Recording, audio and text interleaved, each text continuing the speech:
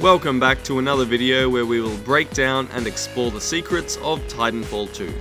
I am Ascendance from 4FS Gaming, and today we are continuing with the theme of looking at Northstar, and we will analyze her Vtol hover ability. This is her utility ability, and utility just about sums it up. The hover has no single purpose, and can be used in a variety of creative and interesting ways to help you out on the battlefield.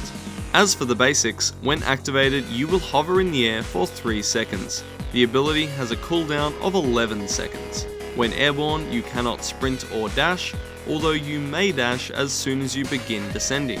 You will generally move pretty slowly while airborne as well, but this can be remedied with the Viper Thrusters perk, which we will discuss later. I want to focus on a few different tricks that you can take advantage of when using hover. Firstly, you can use it to take shortcuts around the map that no other Titan can. In the background, you can see examples of how Vtol hover allows you to move over terrain, barricades and walls in order to escape or pursue enemies. In a few instances, you are even able to hover onto or into areas that normally cannot be accessed by Titans. This aspect can give you a great positioning advantage, but as a general rule, you cannot hover into an area where Titans are restricted, or on top of most buildings. You will also be blocked by trees as well. Now let's discuss how Vtol hover interacts with other Titan abilities. As you are elevated, this definitely helps avoid some dangers on the ground, but not all of them. You can safely hover over Ion's tripwire, but if it detonates while you are above it, you will still take full damage, so this is still a risky proposition. You are definitely safe from any thermite on the ground while airborne, but make sure you move out of the hot zone so you do not land on anything nasty. Electric smoke reaches high enough that you will still take damage while above it, and funnily enough, Northstar tether traps will still activate and restrict your movement even when hovering over them. Although when this occurs, the tether has a much longer range, so your range of movement while trapped will be much greater than normal. You can also use the hover to avoid some offensive abilities. Both Scorch's Firewall and Ronin's Arcwave travel along the ground, so hovering will avoid both of these. You are still vulnerable to melee attacks however, and this includes both Ronin's Sword Core and Scorch's Flame Shield. Impressively, you can completely avoid Flame Core just by hovering over it.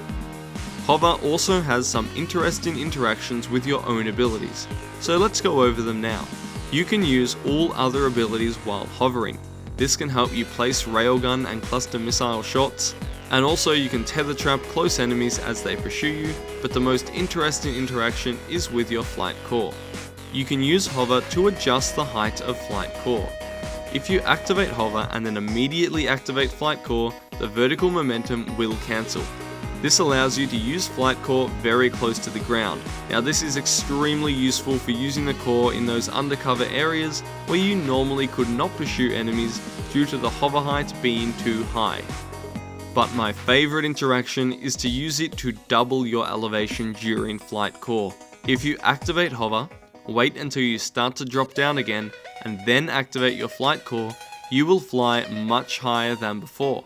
You can use this to avoid all melee attacks, electric smoke, traps, sword core, flame core, and the added verticality gives your rockets a greater chance of striking home for damage.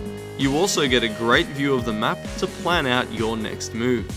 It does require a bit of setup as mentioned, but it is definitely worth it. Please try this out, it is much more amazing than it sounds. Finally, I want to touch on using Viper Thrusters. This will really pump up that in-air movement speed and will allow you to use hover as a mobility tool to move, reposition and escape enemies even without using shortcuts. Just make sure that you have some momentum when you enter the hover in the direction that you want to go, or the full speed boost will not take effect. I'll finish off by mentioning what I see to be the 4 main uses of Vtol hover. The first is to position your shots, fly up to railgun over cover, etc. The second is to confuse and juke your enemy when they engage you at close range by literally going over their head. The third is to use it as a mobility tool to get around the map and to achieve superior positioning using Viper Thrusters and taking shortcuts wherever possible. And the final use is to modify the height of flight core so you can achieve maximum effect with this ability. I have been playing around with Northstar a lot lately, so possibly expect some more stuff about her in the near future. I would also like to announce that if you play Titanfall 2 on the Xbox One, I have started a public 4FS network.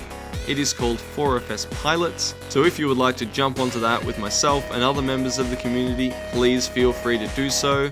I would love to have some company, and I may even try to organise some events through it in the near future as well. If you have any more information or stuff that you think that we've missed about Vtol Hover, please let us know in the comments, or if you have any requests for our future videos. Thank you so much for watching. Please subscribe so we can tell you when we have more videos coming out, or find us on Facebook and Twitter for all of our updates from 4FS Gaming.